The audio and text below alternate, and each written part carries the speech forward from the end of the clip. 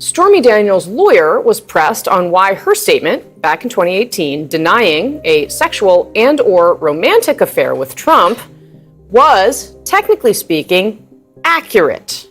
Davidson's answer, quote, "I think you'd have to hone in on the definition of romantic, sexual, and affair," Davidson said. "I don't think that anyone had alleged that any interaction between she and Mr. Trump was romantic." Anyone else wondering what the definition of is?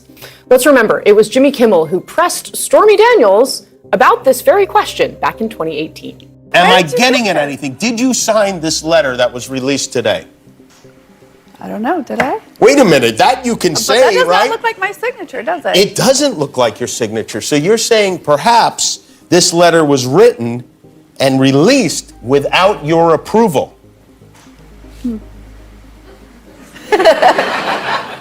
Do you know where it came from? Do you have any idea? I do not know where. You do not know where it came from. It appears that Stormy Daniels has lied so many times that she can't seem to remember what she says. I guess when your entire business is built around faking it, it's hard to tell what's real and what's not. If CNN and the rest of the media would actually do a little bit of research, maybe, just maybe, they would regain some of their credibility. Right now, just about everything that's said on CNN and MSNBC needs to have a disclaimer. Here's a case in point. That CNN talking head just referenced a clip on the Jimmy Kimmel Show from January 31st of 2018. Here's that clip again, and I want you to notice two specific things. Those two things being the letter she talks about and what Jimmy Kimmel talks about, and her statement about the other letter. Am I getting at anything? Did you sign this letter that was released today? I don't know, did I? Wait a minute, that you can say, that does right? not look like my signature, does it? It doesn't look like your signature. So you're saying perhaps this letter was written and released without your approval. Do you know where it came from? Do you have any idea? I do not know where. You do not know where it came from. Now, in regards to these two letters, she stated on Jimmy Kimmel's show that she signed the first letter, but she denies signing the second letter. Here's what the first letter says. And again, this letter was written on January 10th, 2018. To whom it may concern, I recently became aware that certain news outlets are alleging that I had a sexual and/or romantic affair with Donald Trump many, many, many years ago. I am stating with complete clarity that this is absolutely false. My involvement with Donald Trump was limited to a few public appearances and nothing more. When I met Donald Trump, he was gracious, professional, and a complete gentleman to me and everyone in my presence. Rumors that I have received hush money from Donald Trump are completely false. If indeed I did have a relationship with Donald Trump, trust me, you wouldn't be reading about it in the news, you would be reading about it in my book. But the fact of the matter is, these stories are not true, signed Stormy Daniels. So she admits to signing that letter, but she denies signing the second letter, which reads as follows. And this letter is signed January 30th, 2018. To whom it may concern, over the past few weeks, I've been asked countless times to comment on reports of an alleged sexual relationship I had with Donald Trump many, many, many years ago. The fact of the matter is that each party to this alleged affair denied its existence in 2006, 2011, 2016, 2017, and now again in 2018. I am not denying this affair because I was paid hush money, as has been reported in overseas owned tabloids. I am denying this affair because it never happened. I will have no further comment on this matter. Please feel free to check me out on Instagram at @TheStormyDaniels. Thank you, signed Stormy Daniels. So let me ask you a question. What is the contextual difference between those two letters? You see, both letters denied that an affair ever took place. Both of those letters denied that any hush money was ever paid. So where's the gotcha? She stated in two separate letters, apparently written 2 weeks apart, that nothing ever happened. So tell me, what's the difference? Oh, I know what the difference is. CNN and other media outlets like MSNBC ran with the first letter as though that was authentic, and they ignored the second letter because Stormy Daniels told them that the second letter was a fake, that she never signed it. It was a forgery. Somebody else wrote it. She went on national television on the Jimmy Kimmel Show on January 31st, 2018, and she said the second letter was a fake. But if CNN and these other media outlets just did a little bit of research, like I did, they would realize there's something wrong here. And basically, Stormy's lying. She's faking it again. I posted a video about this just last week after I did my digging. I found a video not from 6 years ago on the Jimmy Kimmel Show, but from last year, an interview that Stormy Daniels did with Piers Morgan. This video that I'm about to show you aired on April 6, 2023. And this has been a very contentious. Oh, here we go. Yes, this is one of those things I'm telling you that people don't. Right, so this is in the same month that the story gets reported Right. by the Wall Street Journal. You say to whom it may concern, and this has been a very contentious. Oh, here we go. Yes, this is one of those things I'm telling you that people don't. Right, so this is in the same month that the story gets reported Right. by the Wall Street Journal. You say to whom it may concern.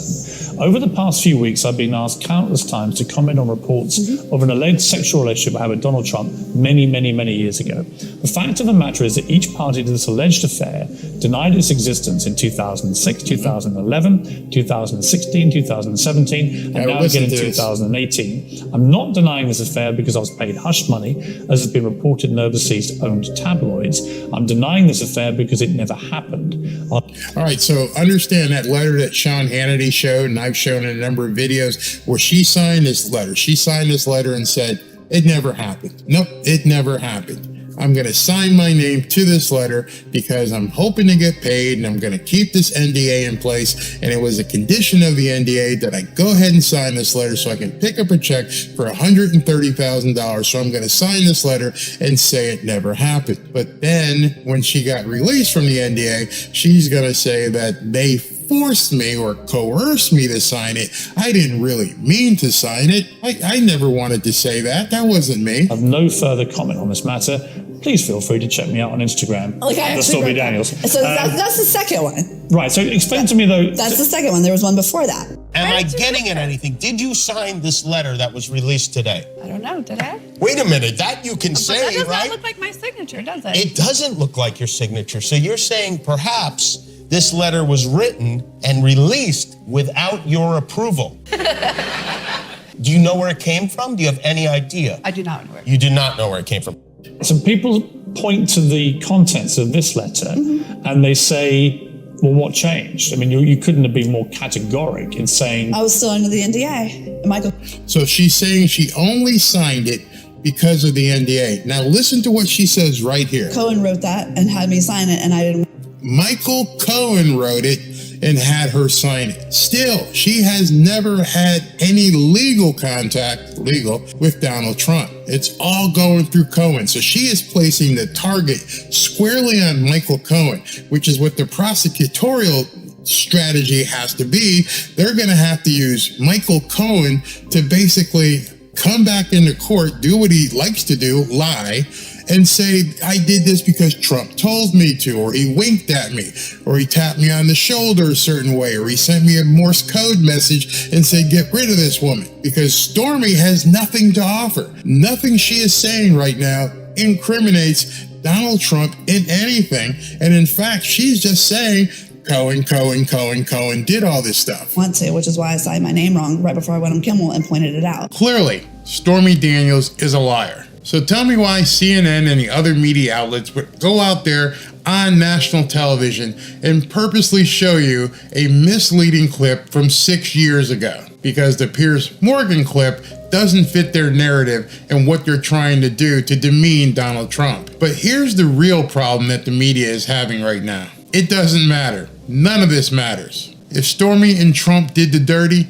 it doesn't matter. Last time I checked, getting nasty isn't illegal. He may have had marital issues to deal with, but it's not illegal. You know what else isn't illegal? Making somebody sign an NDA to keep them quiet. I'm not sure how many of you have ever worked in a high position at a corporation, but when you leave that corporation, they often make you sign an NDA.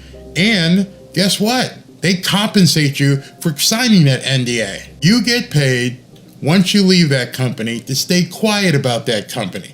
Not to divulge any secrets, not to divulge anything that happened while you worked there. They will compensate you for you to keep your mouth shut. And that compensation depends upon your position, how long you were there, and what you know. And you might want to also understand the amount that they pay you can be quite considerable. So if it's not illegal to do the horizontal bop, and it's not illegal to sign an NDA and compensate somebody, then what are we talking about? Because thus far, the only thing that they've been talking about in court are the salacious details about Stormy Daniels and Trump. That and how much she supposedly got paid by somebody. Oh yeah, but that's right. They're going to try and tie this together and say that Trump tried to hide the fact that he gave her the money when he ran for president in 2016, 8 years ago. Good luck with that. Even the nuts at CNN are starting to make a pivot away from this trial in New York. Okay, I'm going to make a serious point because it is an absurd and squalid and kind of repulsive situation. Here's the serious point. And for people who are thinking about the future and how they're going to vote, the American political system has found it possible, the American legal system, to hold Trump to account for all of his squalid, playboy, apprentice-era gross stuff. This guy sounds more jealous than he does a political commentator. If there's any problem in any of this, it's between Trump and his wife, or wives, depending on the time frame, if this stuff ever happened. But for you to sit back on your sanctimonious panel here on CNN and say you have a problem, it sounds like jealousy to me. So we're good at that. What we're not able to do is to hold him to account for trying to overthrow the government of the United States. I don't know, did that happen? I'm pretty sure that didn't happen.